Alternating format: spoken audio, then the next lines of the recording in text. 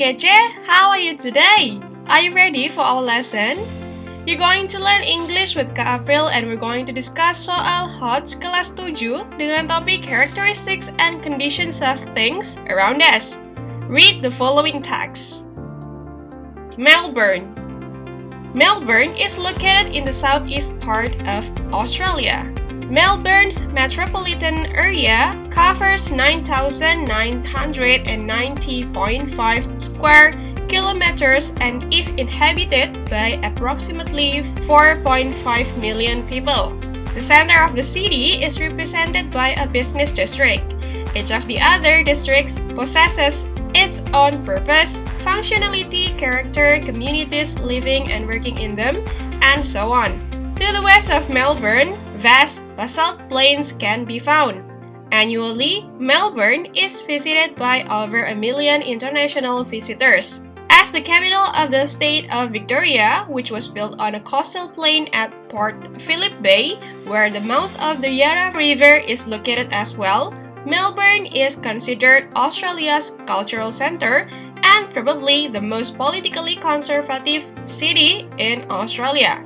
When walking around its streets, a tourist will eventually run into some buildings raised in Victorian-style, modern high-tech skyscrapers, art galleries, museums, theaters, and extremely spacious parks and gardens.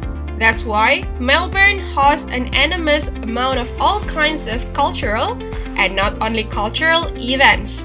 Combined with an efficient transit system, it guarantees that a tourist will never feel the lack of action when staying in the city.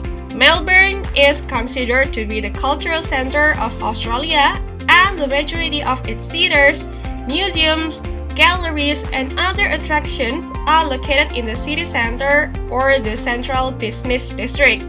However, it does not mean there is not much to see in Melbourne beyond the central district.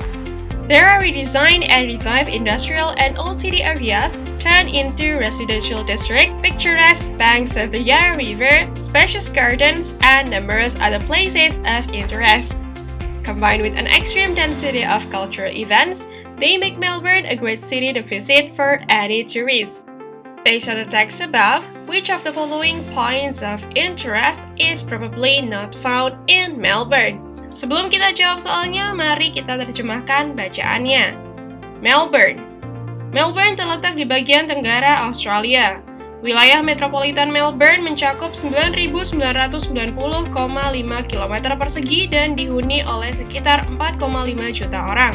Pusat kota ini berisi kawasan bisnis dan masing-masing distrik lain memiliki tujuan, fungsi, karakter, komunitas yang tinggal dan bekerja di dalamnya, dan banyak lagi. Di sebelah barat Melbourne, dataran basal yang luas dapat ditemukan. Setiap tahun, Melbourne dikunjungi oleh lebih dari 1 juta pengunjung internasional. Sebagai ibu kota negara bagian Victoria, yang dibangun di atas dataran pantai di Port Phillip Bay, di mana muara sungai Yarra juga berada, Melbourne dianggap sebagai pusat budaya Australia dan mungkin kota paling konservatif secara politik di Australia. Saat berjalan, seorang turis akan bertemu dengan gedung-gedung bergaya Victoria, gedung pencakar langit modern berteknologi tinggi, galeri seni, museum, teater, dan taman dan kebun yang sangat luas. Itulah mengapa Melbourne menyelenggarakan banyak sekali acara budaya maupun non-budaya. Dipadukan dengan sistem transit yang efisien, ini menjamin wisatawan tidak akan pernah merasa kekurangan aktivitas saat tinggal di kota ini. Melbourne dianggap sebagai pusat budaya Australia dan sebagian besar teater, museum, galeri, dan atraksi lainnya terletak di pusat kota atau kawasan pusat bisnis. Namun, bukan berarti tidak banyak yang bisa dilihat di luar distrik pusat Melbourne. Ada kawasan industri dan kota tua yang didesain ulang dan dihidupkan kembali, yang diubah menjadi distrik pemukiman, tepi sungai Yarra yang indah, taman yang luas, dan banyak tempat menarik lainnya. Dikombinasikan dengan banyaknya acara budaya, mereka menjadikan Melbourne kota yang tepat untuk dikunjungi oleh turis manapun. Pada soal ini kamu ditanya, manakah hal menarik yang tidak bisa kamu temukan di Melbourne berdasarkan teks tersebut? Untuk menjawabnya, mari kita analisis pilihan jawaban yang disediakan. Pilihan jawaban A, fancy restaurants, rumah makan mewah. Dari teks tersebut, kota Melbourne adalah ibu kota negara bagian Victoria dan merupakan salah satu kota yang maju di Australia. Tentunya, di suatu kota yang besar dan maju terdapat rumah makan yang mewah. Jadi pilihan jawaban ini salah. Pilihan jawaban B, hills and valleys, bukit dan lembah. Di dalam teks tidak dideskripsikan kondisi geografis dari kota Melbourne, jadi tidak dapat dipastikan apakah di sana ada bukit dan lembah atau tidak. Pilihan jawaban C, hotels atau hotel. Di dalam teks disebutkan bahwa kota Melbourne sering dikunjungi turis-turis mancanegara. Oleh karena itu, di kota Melbourne pasti juga ada hotel. Mari kita baca kutipan berikut.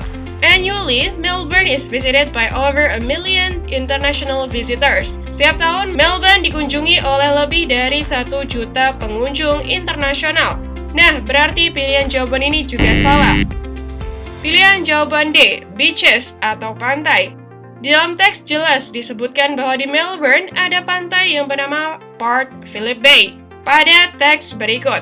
As the capital of the state of Victoria, which was built on a coastal plain at the Port Phillip Bay, sebagai ibu kota negara bagian Victoria yang dibangun di dataran pantai di Port Phillip Bay, nah artinya di Melbourne ada pantai.